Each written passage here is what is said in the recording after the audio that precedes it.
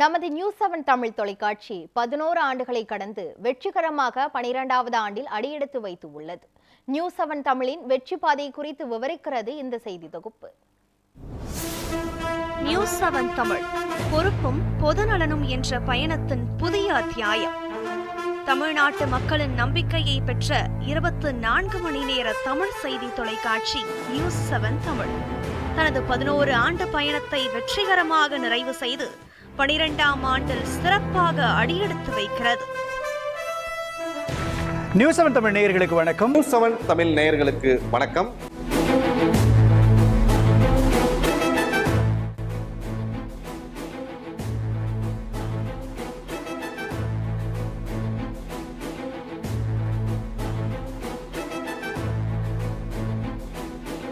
இரண்டாயிரத்து 14ஆம் ஆண்டு அக்டோபர் 30ஆம் தேதி தொடங்கி பொறுப்பும் பொதுநலனும் என்ற தாரக மந்திரத்தை அடைமொழியாக கொண்டு செயல்பட்டு வரும் நியூஸ் 7 தமிழ் செய்தி உலகில் நம்பிக்கையின் சின்னமாகவும் மக்களின் குரலாகவும் திகழ்கிறது.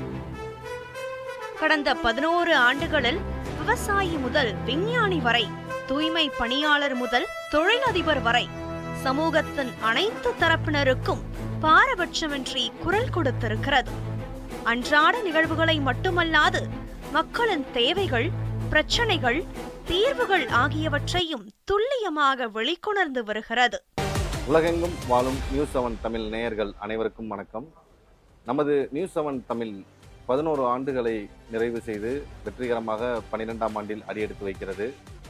இந்த 11 ஆண்டுகளில் பொறுப்பும் பொதுநலனும் என்ற தாரக மந்திரத்தை அடிப்படையாக கொண்டு விவசாயிகள் முதல் விஞ்ஞானிகள் வரை, தொழில் அதிபர்கள் முதல் துப்புரவு பணியாளர்கள் வரை அனைவருக்கும் சமமான வாய்ப்பளித்து மக்களின் குரலாக ஒலித்து வருகிறோம். களத்திலிருந்து செய்திகளை துல்லியமாகவும் நேர்த்தியாகவும் வழங்கக்கூடிய எங்களது மண்டல செய்தியாளர்கள், மாவட்ட செய்தியாளர்கள், தாலுகா செய்தியாளர்கள் அனைவருக்கும் இந்த நல்ல நாளில் வாழ்த்துக்களையும் நன்றிகளையும் தெரிவித்துக் கொள்கிறேன். கோவையினுடைய பரிதாபங்கள் என்ற தலைப்பில் நம்முடைய தொலைக்காட்சியில் அது ஒரு மிகப்பெரிய ஒரு செய்தியாக ஒளிபரப்பி கொண்டிருக்கிறோம். குறிப்பாக மக்களுடைய அடிப்படை சார்ந்த பிரச்சனைகள் என்னவெல்லாம் இருக்கிறது என்பதெல்லாம் குறித்து, அவர்களுக்கு தேவைகள் என்ன, தங்களுடைய அன்றாட பகுதிகளில் நம்ம அன்றாட தேவைகள் என்னவாக இருக்குது, குறிப்பாக நம்முடைய பகுதிகளில், கிராம பகுதிகளில் என்ன மாதிரியான பிரச்சனைகள் அவர்கள் அடிப்படை கட்டமைப்பு இல்லாமல் இருக்கிறார் என்பது குறித்து செய்தி தொகுப்பாகவும் குறிப்பாக நேரடியாகவும் செய்திருந்தோம். அதன் அடிப்படையில் குறிப்பாக கோவை மாவட்டத்தில் இருக்கக்கூடிய திருமலையாம்பாளையம் பகுதிகளில் கழிவறை மிகப்பெரிய மோசமாக இருந்தது. இதை எத்தனை கழிவறைகள் ஒரு கணக்கெடுப்பு எடுத்து கோவை மாவட்டத்தில் எவ்வளவு கழிப்பறைகள் இருக்கிறது, எவ்வளவு கழிப்பறைகள் நிதி ஒதுக்கியும் செயல்படாமல் இருக்கிறது என்பது குறித்து காட்சிகளாக ஒளிபரப்பியிருந்தோம். அதற்கு உடனடியாக மாவட்ட நிர்வாகம், அதே போல் மாநகர பகுதிகளில் மாநகராட்சி அதிகாரிகளும் உடனடியாக நம்முடைய செய்தி எதிரொலியாக அந்த கழிவறைகளை தூய்மைப்படுத்தி மீண்டும் மறு கட்டமைப்பு செய்து மக்களுக்கு அளித்ததும், அதுவும் குறிப்பாக அந்த மக்கள் நமக்கு நன்றி தெரிவித்திருப்பது மிகப்பெரிய ஒரு அனுபவமாக இருந்தது. பொறுப்பும் பொதுநலம் என்ற தாரக மந்திரத்தோட 12ஆம் ஆண்டில் அடியெடுத்து வைக்கக்கூடிய நியூஸ் 7 தமிழினுடைய ஒரு அங்கமாக நாங்கள் திகழ்வது அப்படிங்கிறதுல ஒரு மிக்கற்ற ஒரு பெருமிதம் கொள்கிறோம் என்று சொல்லலாம்.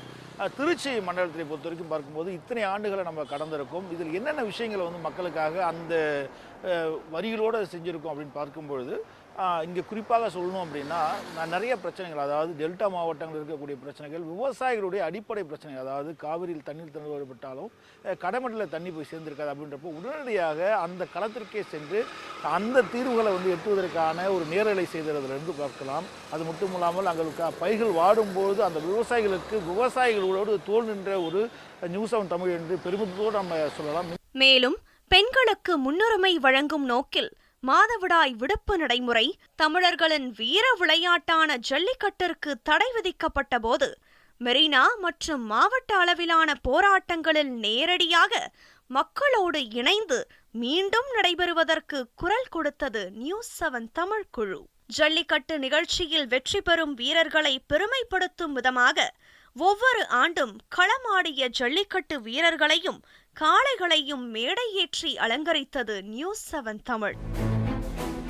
எங்கள் சேனல் மூலமாக பொதுமக்களுக்கு பல்வேறு வகையான உதவிகளை நாங்கள் இந்த விஷயத்தில் செஞ்சுருக்கிறோம். எடுத்துக்காட்டாக சொல்லணும்னா, நான் ஜெயங்கொண்டம் தாலுகா ரிப்போர்ட்டராக இருந்தேன். அப்போ ஒரு ஏழை மாணவி சித்த மருத்துவம் படிக்கிறதுக்கு பணம் கட்டுறதுக்கு வழி இல்லாமல் இருந்தாங்க. அவங்களுக்காக தொடர்ந்து ஒவ்வொரு ஆண்டும் செய்தி வெளியிட்டு அவங்களுடைய கல்வி படிப்பை முடிக்கிற வரைக்கும், அவங்க ஒரு சித்த மருத்துவராக வெளியாகிற வரைக்கும் நியூஸ் 7 தமிழில் செய்தி வெளியிட்டு அவங்களுக்கு உதவி பண்ணோம். அதாவது ஒரு தாலுகா செய்தியாளராக பணியில் சேர்ந்து தற்பொழுது ஒரு மாவட்ட செய்தியாளராக உயர்வதற்கு நியூஸ் 7 தமிழ் தொலைக்காட்சியும் அதன் நிர்வாகமும் எனக்கு உறுதுணையாக இருந்தது. இப்படி செய்திகள் மட்டுமல்லாது நியூஸ் 7 தமிழ் தொலைக்காட்சி அன்பு பாலம் மூலம் பொதுமக்களுக்கு பல்வேறு சேவைகளை செய்து வருகிறது. குறிப்பாக மாஞ்சோலை தேயிலை தோட்ட தொழிலாளர்களின் வாழ்வாதார பிரச்சனையை வெளிக்கொணர்ந்து அரசிற்கு கொண்டு சென்று அவர்களின் குரலாய் ஒலித்தது நியூஸ் 7 தமிழ்.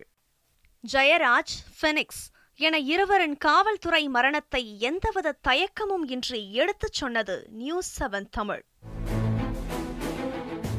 இது மட்டும் இல்லை, நம்ம மதுரை மாவட்டம் மேலூர் சுற்றியுள்ள சாலைகள் ரொம்ப மோசமாக இருக்குது, குப்பைகள் இல்லாமல் இருக்குது. இது போன்ற பல விஷயங்களை செய்திகள் மூலமாக மக்களுக்கு கொண்டு போய் மக்களுக்கு பயனுள்ள வகையில் முக்கியமான அதிகாரிகளுக்கு கொண்டு போய் அது சரி செய்ய சொல்லி நம்ம செய்தி போட்டிருந்தோம். அதையும் உடனடியாக சரி செஞ்சுருக்காங்க. இந்த மாதிரி மக்களுக்கு அடிப்படை தேவையான விஷயங்களை நிறையா செய்யக்கூடிய முக்கிய பங்கு நம்ம நியூஸ் 7 தமிழுக்கு கண்டிப்பாக இருக்குது. ஏன்னா நியூஸ் 7 தமிழ் ரிப்போர்ட்டர்னு சொல்கிறதுக்கு எனக்கு ரொம்ப பெருமையாக இருக்குது. மீண்டும் ஒரு முறை நியூஸ் 7 தமிழ் 12ஆம் ஆண்டு அடியெடுத்து வைக்குது. மிகவும் சந்தோஷமான நாள்.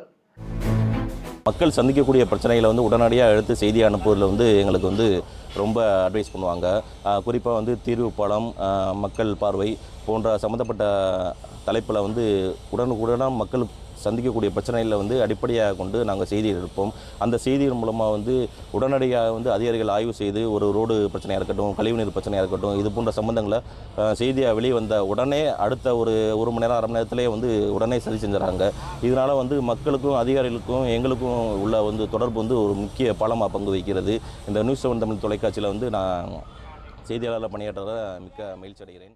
சேலத்தில் கட்டுக்கடங்காமல் கடைவிரித்தாடிய ஏழை மக்களின் உழைப்பை சுரண்டிய சட்டவிரோத லாட்டரி விற்பனை கும்பலை விற்பனை செய்யும் இடத்திற்கே சென்று அப்பட்டமாக வெளிக்காட்டியது நியூஸ் 7 தமிழ்.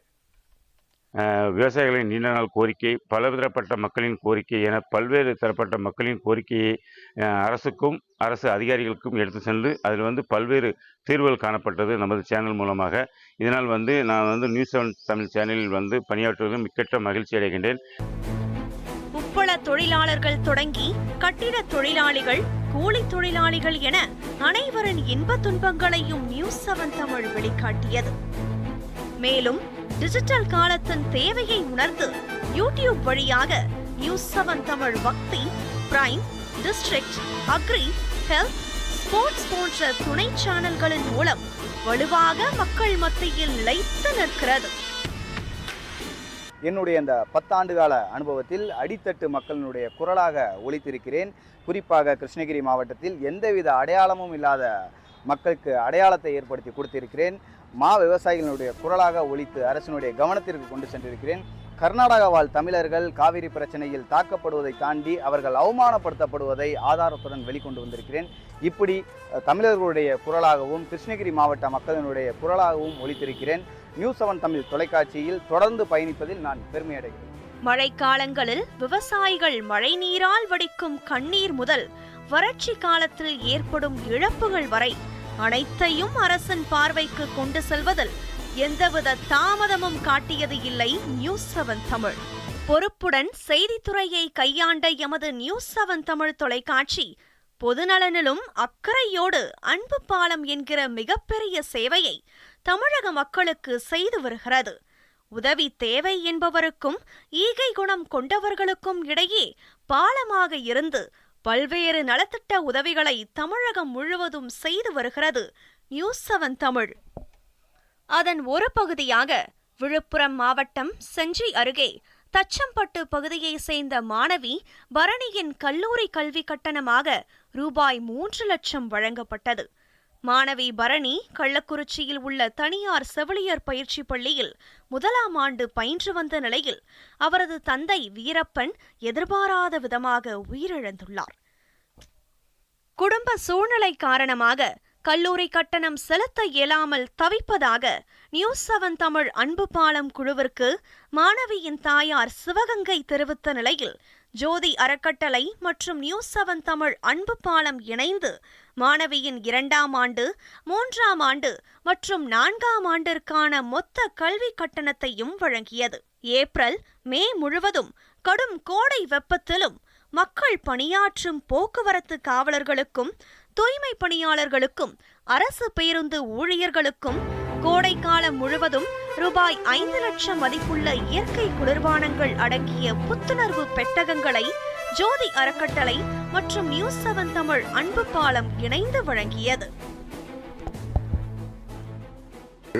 தொடர்ந்து அவங்க ஊக்குவிப்பால தான் நான் இந்த 10 ஆண்டுகளை கடந்து இந்த நிறுவனத்தில் பணி செய்யறது ஒரு பெரிய விஷயம். ஏன்னா தொடர்ச்சியாக ஒரு நிறுவனத்தில் பணி செய்யறது இந்த மாதிரி ஒரு ஊக்கமோ அடுத்தடுத்த அங்கீகாரமும் கிடைச்சாதான் வந்து பணியாற்ற முடியும்.